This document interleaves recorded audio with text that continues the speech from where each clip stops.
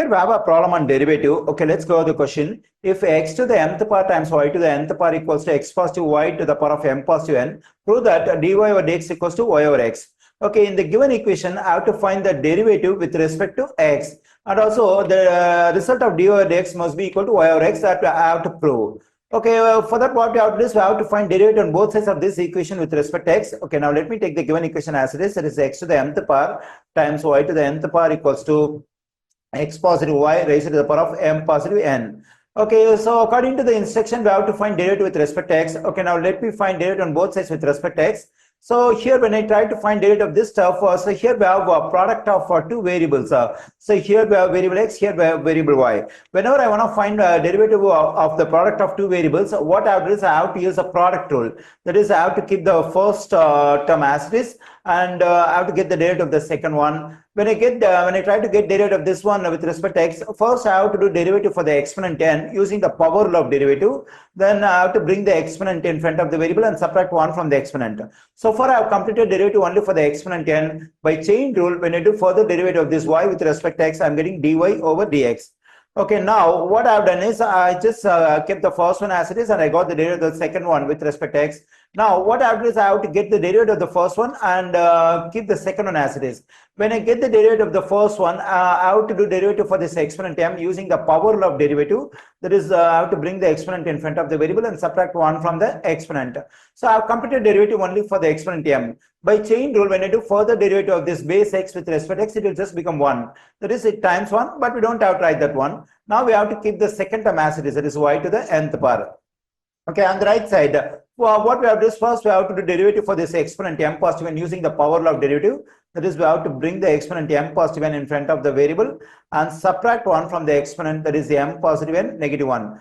Here I have completed derivative for the exponent m positive n. By chain rule, I have to do further derivative of this base x positive y. When I find derivative of this x with respect to x, it will just become 1. When I find derivative of this y with respect to x, it will become dy over dx.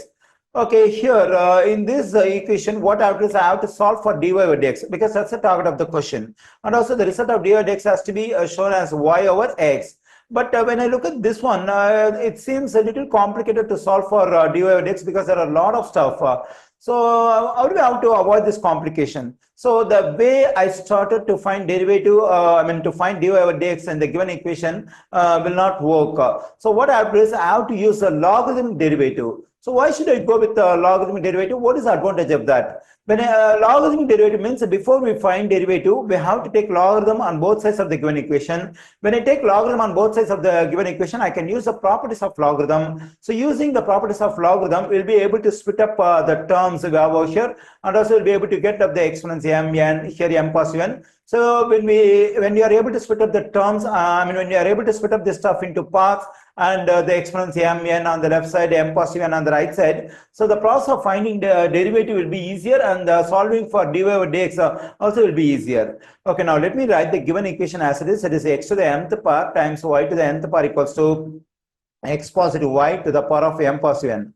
Okay, now I have to take logarithm on both sides, particularly natural logarithm, because the derivative will work only with natural logarithms. Okay, now let me take natural logarithm on both sides of this equation. Then I'm getting ln of x to the mth power times y to the nth power equals to ln of x positive y raised to the power of m positive n. Okay, now we can use the properties of logarithm. When I consider the logarithm on the left side, in the argument, we have product of two terms. Whenever two values, two quantities are multiplied in the argument of the logarithm, we can use the product rule of logarithm. That is, I have to take a logarithm for each term over here and add the results. That's the product rule of logarithm. That is ln of x to the mth power positive ln of y to the nth power. Okay, here on the right side, I can use the power rule of logarithm. So that is, whenever the argument of a logarithm is a power, then the exponent we have at the argument of the logarithm can be moved in front of the logarithm. Then I'm getting m positive n times ln of x positive y. Okay, here I can use the power rule of logarithm on the left side in both the logarithms over here. So then we have to move this exponent m in front of logarithm. Then I'm getting m times ln x positive. So here we can move this exponent in front of the logarithm. Then we get n times ln y equals to m positive n times ln of x positive y. Okay, here usually we consider x and y are variables and m and n are constants. Okay, so that's all. I can use the properties of logarithm. Now we can start finding derivative. So let me write the stuff over here. Differentiate with respect to x. Okay, here we have dx in denominator. So we have to find derivative on both sides of this equation with respect to x. Since m is a constant multiplied by the variable, we have to keep the constant m as it is. When I find derivative of this natural logarithm, I have to write 1 in numerator and the argument of the logarithm in denominator. Okay, here I have completed derivative only for this natural logarithm. By chain rule, when I do further derivative of this argument x with respect to x, it will be 1. So times 1. Times 1 means still we get the same result. Then we can write, so here n is a constant. We can keep the constant n as it is. When I find the derivative of this natural logarithm, I have to write 1 in numerator. The argument y has to be written in denominator. Okay, now I have completed derivative only for this natural logarithm. By chain rule, when I do further derivative of this y with respect to x, I am getting dy over dx. Okay, on the right side, this m positive n is a constant. It's multiplied by the variable part. So let's keep the constant as it is. And now, when I do derivative of this natural logarithm, I have to write 1 in numerator and the argument of the logarithm in denominator. There is m positive n times 1 over x positive y.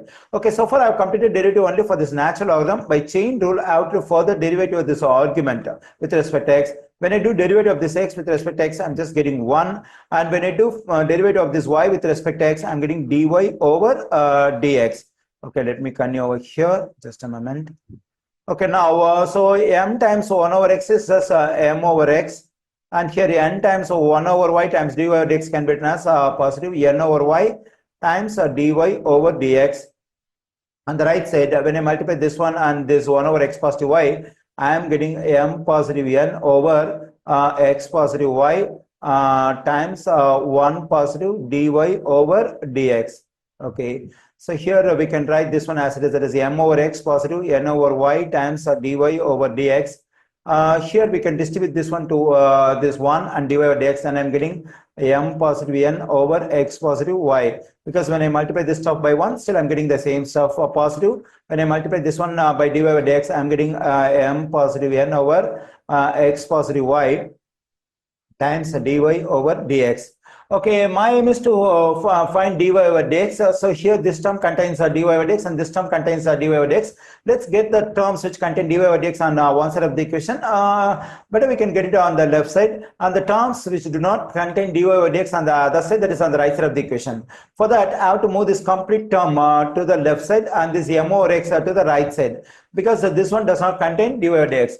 Okay, now when I move this complete term to the left side, this positive will become negative. Already we have n over y times dy over dx negative m positive n over x positive y times dy over dx. I just move this one to the left side, so this positive becomes negative over here. On the right side, already we have m positive n over x positive y. When I move this positive term to the right side, it will become negative m over x. Okay, let me continue on the next page. This is the last step we have had on the previous page. Okay, now we have to solve for dy over dx in this one. Okay, when I consider the stuff on the left side, both the terms contain dy over dx. So what I can do is I can factor dy over dx from the expression we have on the left side. Okay, let me do it. When I factor dy over dx from the two terms, the first term I have n over y left. In the second term, this one is left, that is negative of m positive n over x positive y. Okay, on the right side, we can do simplification of the subtraction of these two fractions. So here the denominators are not same, so we can do cross multiplication. That is, this numerator m positive n has to be multiplied by this denominator. Then I'm getting x times m positive n.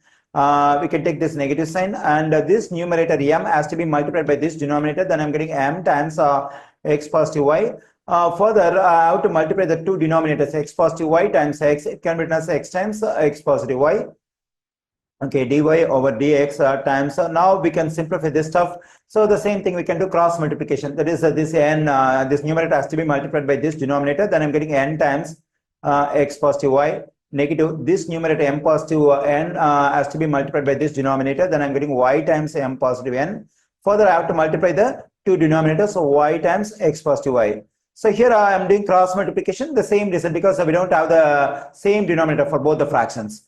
Okay, on the right side, we can do some more simplification. That is, we can distribute this x to this m and positive n. Then I'm getting mx positive nx, and when I distribute this negative m to this x, I'm getting negative mx. When I distribute this negative m to this positive y, I'm getting negative my divided by x times x positive y. Okay, here this positive mx, negative mx will cancel out, and we get dy over dx times. So here we can do some more simplification. That is, the n can be distributed to x and y, then I'm getting nx positive ny, and negative y can be distributed to this m and positive n, then I'm getting negative my and negative ny divided by y times x positive y. Let me write it. So here what I can do is this positive ny, negative ny will cancel out. Then on the right side we are getting nx negative my over x times x positive y. Okay, let me continue over here. So we get dy over dx equals to, so dy over dx times. So here we have nx negative my, let me write it, divided by y times x positive y. And on the right side we have nx negative my divided by x times x positive y. Our aim is to find dy over dx. But here dy over dx is multiplied by this fraction. Okay, now to solve for dy over dx, I have to get rid of this fraction. For that, I have to multiply both sides of this equation by the reciprocal of this fraction. Okay, let me do it. So dy over dx times nx negative my over y times x positive y. Now let me multiply on the left side by the reciprocal of this one, that is y times x positive y over nx negative my. On the right side also I have to multiply by the reciprocal of this fraction. Let me do it. So already we have nx negative my over x times x positive y. Now it has to be multiplied by the reciprocal of this fraction, that is y times x positive y divided by nx negative my. Okay, here on the left side, this nx negative my, nx negative my will cancel out, x positive y, x positive will cancel, this y will cancel out. On the right side, this nx negative my, nx negative my will cancel out, x positive y will cancel out. Now on the left side, we just have dy over dx. On the right side, so in numerator we have y, in the denominator we have x, then we get y over x. So this is the result I have to prove according to the question, that is dy over dx equals to y over x.